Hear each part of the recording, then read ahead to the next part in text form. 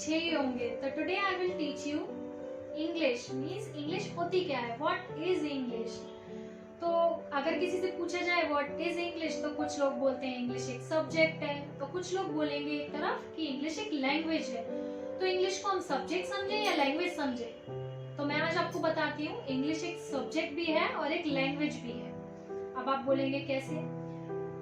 क्योंकि जैसे कोई भी सब्जेक्ट हो, जैसे हिंदी, हिंदी भी एक लैंग्वेज भी है और एक सब्जेक्ट भी है। ये हर किसी लैंग्वेज के साथ है, तमिल हो, हिंदी हो या कोई भी लैंग्वेज हो, वो एक सब्जेक्ट भी होती है और एक लैंग्वेज भी होती है। ठीक है।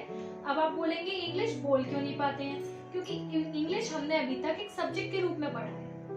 हमारे स्कूल्स में 12th तक हमें यही पढ़ाया गया कि ये इंग्लिश नाम का एक सब्जेक्ट होता है, उसमें रट्टा मार लो, पढ़ा और रट के एग्जाम दे आओ, यही सिखाया है अभी तक हमें। इसीलिए इसी वजह से हमें इंग्लिश बोलनी नहीं आती, क्योंकि हमने एटमॉस्फेयर नहीं बना हमारा और हम बोल नहीं पाते हैं। हिंदी हम लोगों को क्यों बोलनी आती है? क्योंकि हमारी मदर टंग है, आप लोग यही बोलेंगे। हिंदी हम लोगों को इसलिए बोलनी आती है क्योंकि बचपन से जैसे ही हम 2-3 साल के हुए, हमारे मम्मी पापा ने हमें हिंदी बोलना सिखाया। पहले हमने उनको सुना और फिर उनको रिपीट किया। ऐसे ही किसी भी सब्जेक्ट के साथ है। अगर आप कोई भी सब्जेक्ट सीखना चाहो, इंग्लिश या कोई भी एनी लैंग्वेज, कोई भी लैंग्वेज आप सीखना चाहो, तो उसके लिए आपको सबसे पहले सुनना पड़ेगा और रिपीट करना पड़ेगा। जैसे मैं आपको बताती हूँ इंग्लिश, जैसे कि मैंने आपको बताया, अब आपको भी इंग्लिश अगर सीखनी है तो सबसे पहले आपको सुनना पड़ेगा और फिर रिपीट करना पड़ेगा। ठीक है। तो लैंग्वेज क्या है? लैंग्वेज है मीडियम ऑफ कम्युनिकेशन, मीन संचार का एक माध्यम जिससे हम बातचीत कर सकते हैं। और जो सब्जेक्ट है वो हमारे स्कूल्स में अभी तक जो हमें पढ़ाया गया है, सब्जेक्ट जो है वो है source of increasing knowledge, means जिससे हमें अभी तक नॉलेज मिलती है।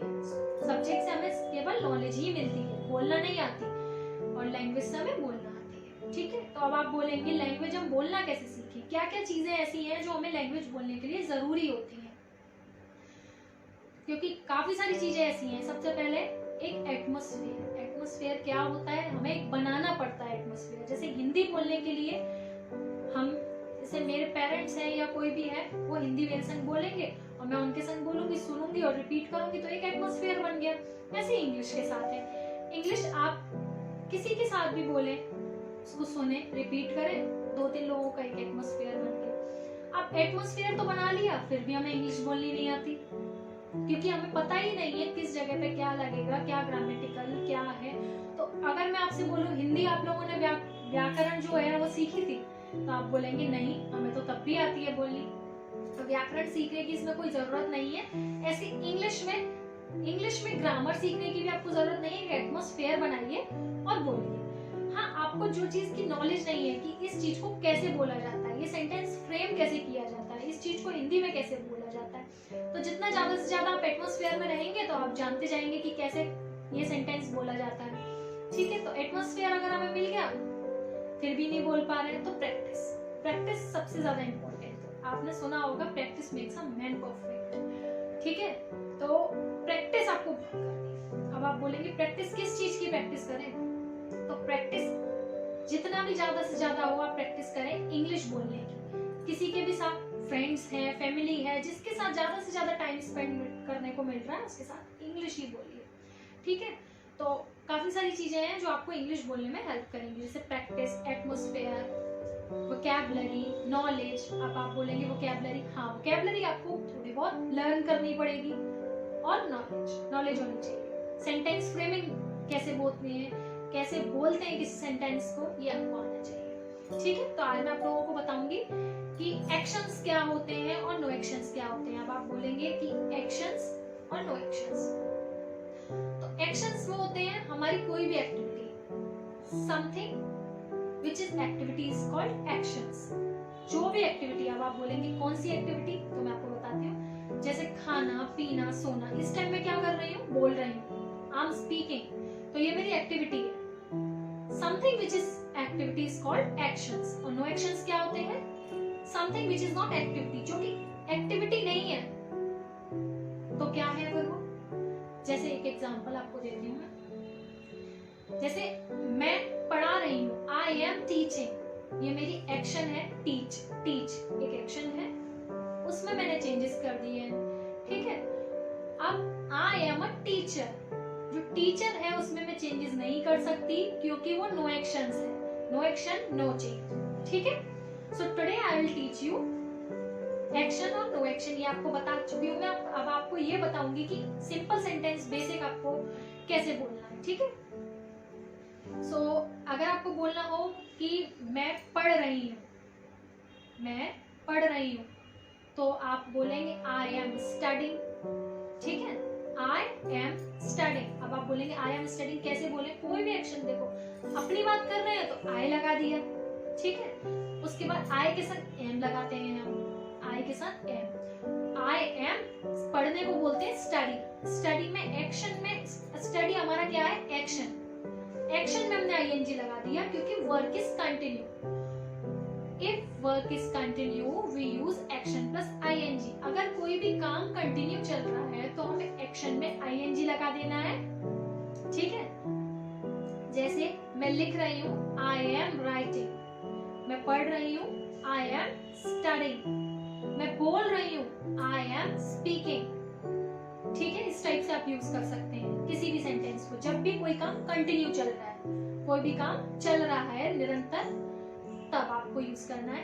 अपने के लिए आई, ही और शी की बात करें जब तो बोल सकते हैं इज, ही और शी की बात करें तो इज बोल सकते हैं। ही इज डूइंग डिशेस, ही बर्तन मांज रहे हैं, ही इज डूइंग डिशेस।